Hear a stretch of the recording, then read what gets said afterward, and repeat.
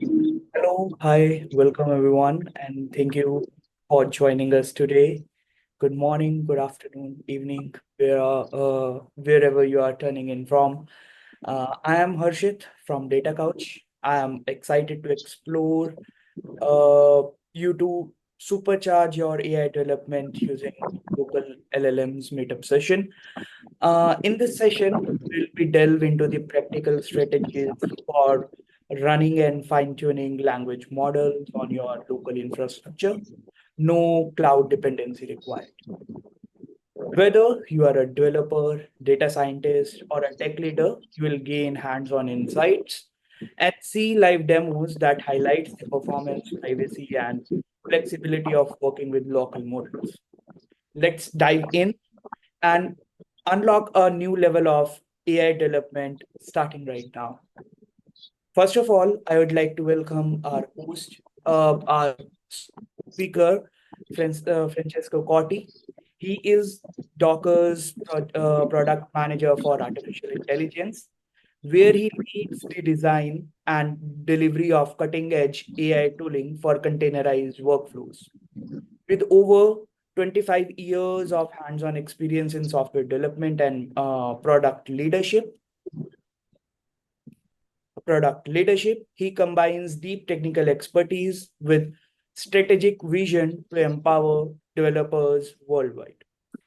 An open source advocate at heart, Francesco has authored various in depth technical articles and created multiple SlideShare presentations on AI patterns and developer experiences. He led the launch of Docker Build Cloud and Docker Model Runner and regularly shared his insights as speaker at international conferences and meetup focuses on AI and open source innovations. Today, DataCouch is proud host of 5 vibrant meetup communities, namely AI Minds, All Things Data, Generative AI User Group Pune, Snowflake AI and Data Cloud User Community, Gulf Minds AI ML and Data Talks. We have vibrant and growing cohort of more than 37,000 like-minded professionals, innovators, and curious learners who regularly come together for such meetup sessions and discussions. So with this, I would like to now hand over to Francesco, and he would be sharing about the topic for today. Over to you, Francesco. Perfect. Thank you very much, Harshit. I see critical mass for the people. Thank you, guys. Let's see if we will manage to have an interesting conversation like we had last time. This is not the first time that we are talking with a data coach friend. So let me introduce a little bit what you should expect from this webinar, from this conversation. I want to call it nice conversation. You will tell me more. First of all, we will start introducing a little bit the current AI development landscape. Let me anticipate that this is a very much hands-on webinar and contribution. We will see full of demo. They are recorded, so I don't have to pray too much the demo gods, but we will see a lot of hands-on examples. We will discuss also about the core challenges of the AI development in these days, and more in particular, we will touch the topic of local LLMs. That is a pretty niche for the moment, but it's emerging pretty fast, and we will see exactly how. We will show in practice what is a development experience with local LLMs as an example, and we will discuss a little bit about integration patterns and tips for developers in leveraging local LLMs in practical use cases. I would love to commit to have a good session of question and answer because I want to listen from you as well. And you should expect demo, and demo things. So in practice, what you should expect is from being, let me say, regular developers, even irregular I don't like because we are all special and good developers, as you see. I would like to go through together with you in the current experience of AI developer with an eye of this local LLM, so developing and leveraging local LLMs, and yeah, this is what I aim for. Just a disclaimer. I'm not here to sell. You can see a lot of badges here, but again, I'm here to discuss more broadly. Of course, you will see something related to Docker, but this is not my goal. My goal is to discuss exactly about the experience of developing AI applications with the latest and the greatest that you can find into the market.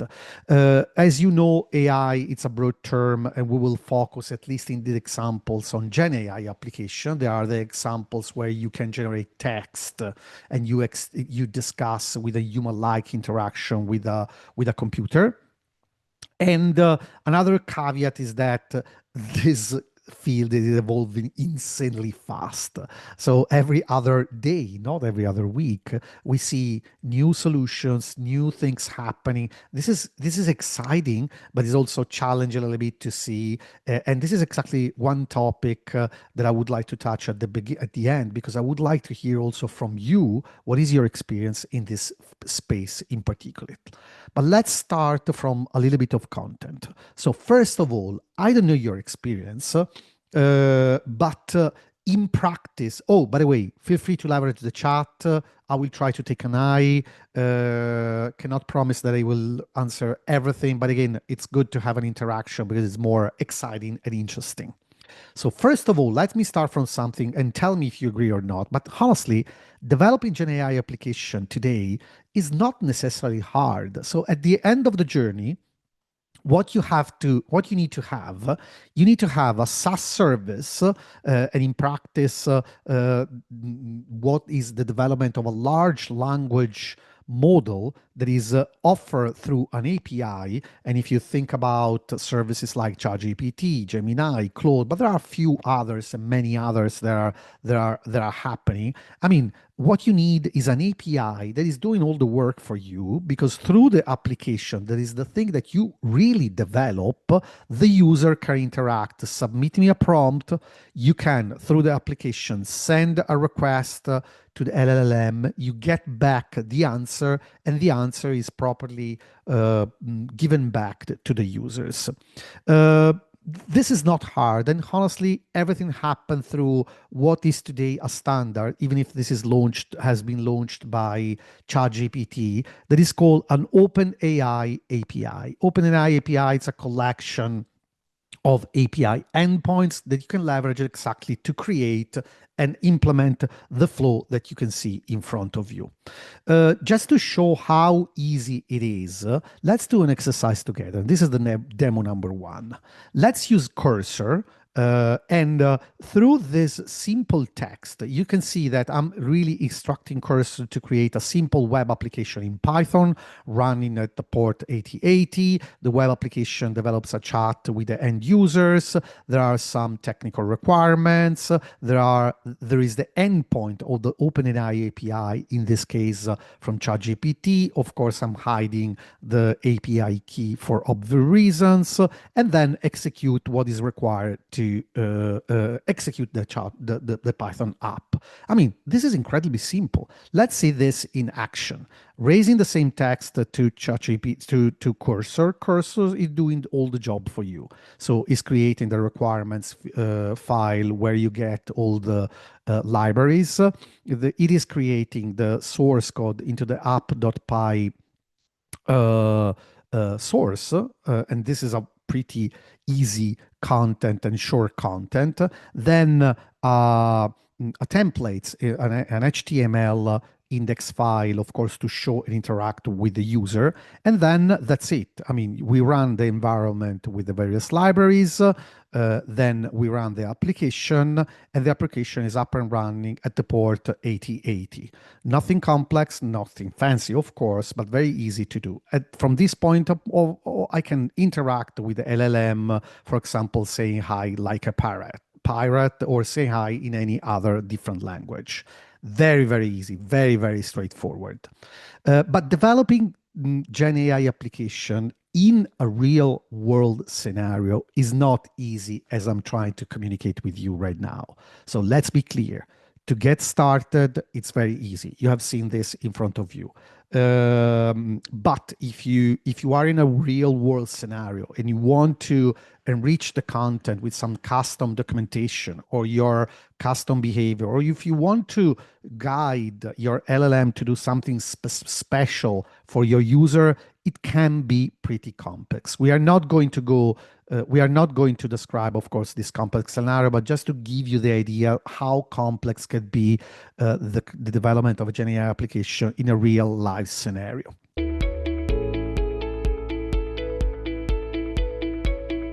Especially if you are a small company, a startup, and you are using, of course, all the SaaS services into the development environment, into testing environment, where you have to do a lot of errors and mistakes and testing. So you leverage a lot the APIs at cost. So if these are the major concerns that I'm hearing, and of course, I would love to hear from you also during the Q&A session, what is your experience? What to do then? So what are the options that you can see and you can hear into the market? Let's talk about it. And this is why, for example, in this period of time, local inference engines, and you can see here a little bit of super high level architecture, are coming to play and are coming to be very attractive for some use cases and some developers. So first of all, the architecture, the super high level architecture of the solutions and of the Gen AI applications that you are going to develop are not changing. You have a user that's submitting a prompt through an application. You have to develop l'application. The application is going to interact through an OpenAI API with your inference engine. And this time, the inference engine, together with the LLM, is not anymore on SaaS. So it's not anymore a service, an external service, but it's a local service to your development environment. And the interaction is the same. Is not changing even if in production you have you're leveraging ChatGPT or Gemini or whatever it is, all of them are leveraging the same OpenAI API with some differences. The devil is always in the details, but the major endpoints and the behavior should be the same. But in this case, you can leverage an inference engine with an LLM that is local to your environment, local to your machine. This is something that is becoming attractive for the reasons that I was explaining before. So before going into the details, and we will see this in action in a very practical way, let's raise some questions. Are local inference engine a new thing? Not at all. They exist since some time, and honestly, one of the reasons why, they have been defined almost at the same time where the big names like ChatGPT or Gemini or whatever it is, or Claude was born. But at the time, the models were huge, were big. And so local inference engine exists since some time. Let's quote some names. Llama CPP is a C++ application that has been developed by a former Meta engineer that is de facto the most, the open source and the most, the greatest, the most easy, not the greatest, the most easy solution that you can leverage. It's a little bit hard to manage, but some advanced developers are able to manage directly Llama CPP as the inference engine for local usage. But you can see that there are also other opportunities and products, of course, including Docker, but there is Llama, there is LM Studio, Keytops, and there are a few others, not too many, but few others. Just a caveat, most of them are using Llama CPP behind the scene. They're wrapping it to make it more easier integrated in the system. There are other solutions like VLLM as inference engine. There are a few others. But again, there are names unknown. There are solutions in the space. And most important, local inference engine are not new. What about LLMs? Because we were discussing that an inference engine should run locally and LLMs should be locally deployed into your system. Well, how hard or easy is to download an LLM? Because if you are consuming a SaaS service, honestly, you don't care. ChatGPT is coming with their own LLMs, very well trained, very big, very experts, and things like that. Gemini the same, but different models, of course. Claude the same with their models and things like that. What if you want to leverage your own inference engine? Of course, you need a model. So Hugging Face is a kind of leader in this space for publishing models. You can find there almost for free, but through under a license, the majority of the most adopted LLMs, big ones, medium ones, small ones, because again, an LLM can be very big. The formats that you can, where you can find LLMs is slightly different. The most common is GGUF. That is also the one that Hugging Face is using. But there are also other formats that are growing. You can imagine now that there is also a kind of, let me say, several initiatives to define specification for standards. This is an example of OCI model artifact specification for models that is promoted by a collection of teams, including Docker, as part of the CNCF. But again, you can find multiple formats. All of them will allow you to download locally models. So let's see now that we have this overview, what the local LLM means in action through a collection of demo. I would like to see three different demo. The first is about local LLM in action. So we will take exactly the applications that are running against ChatGPT, and we will check together how easy or complex, you will see it's very easy, straightforward, is to leverage a local LLM instead of a SaaS LLM. The second example is about showing how to manage, in an example, local LLMs. So, for example, how to download them, how to try them, and how to integrate them as part of your application. And the third example is about showing the power of local LLM, because maybe someone can say, well, but local LLM, maybe they have limited capability from the SaaS LLM. Well, not really. Of course, they have limited, how to say, context. Well, this is too technical. Limited number of limited complexity in the answers that they can provide. We can discuss during the question and answers. But in terms of capabilities, you can rely on the development life cycle, on local LLM, almost the same way you can rely on SaaS LLM. Okay, let's see it in action. In this example, sorry. In this example, let me stop. You see, it's a slightly different application, but it's equally simple. It's a Python application developing a UI, very simple UI with a chat, human-like chat. As you can see, it is leveraging an OpenAI API key that is broken, so you can not steal it because it's my account. And you can see also the URL of ChatGPT. So this is working. I mean, it's working pretty easily.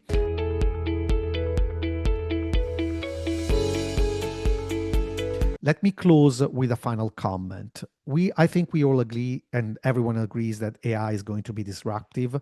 I am hearing in my experience that a lot of developers are using AI for developing, mostly with Cursor, Copilot, and many other tools that are very good in helping developers in going faster and be better.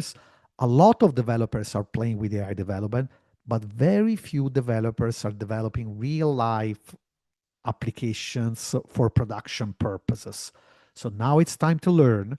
Now it's time to learn new tips and way of working, including local LLMs. It's time to build the developer experience of the future. Thank you very much. Great. There are a few questions in the chat I would like to read out for you. Mohan has asked, how do you train the local LLMs? So training a lot, I don't know if we have any ML or AI engineer, because training an LLM is in, is hard. Is hard.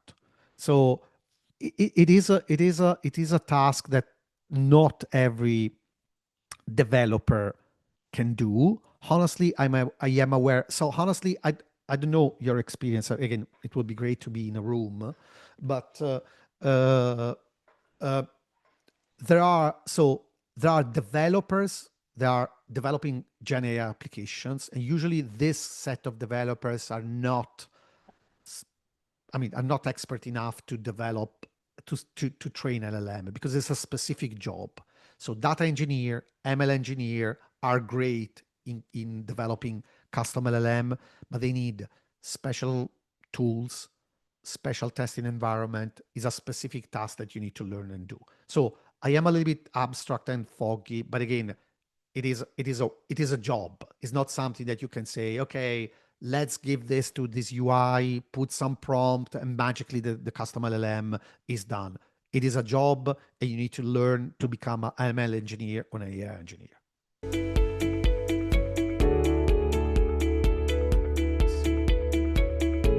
Great. And there is last question from Rams. He is asking for how would you make the decision of going with LLMs or SLMs? Well, this is a very good question. I like this question.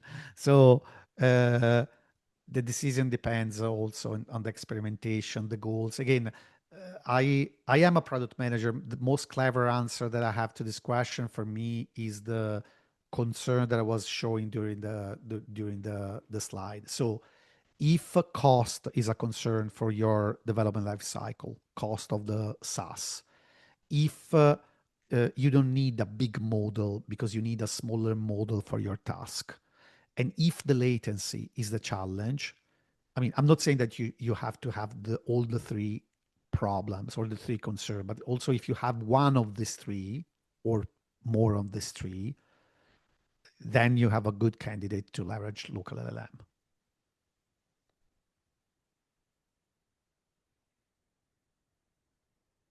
Great. So that is it from the question side.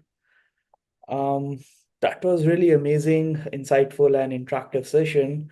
I'm sure all of you, just like me, are taking these great insights and glimpses into supercharging your AI development using local LLMs. All thanks to wonderful storytelling by Francesco.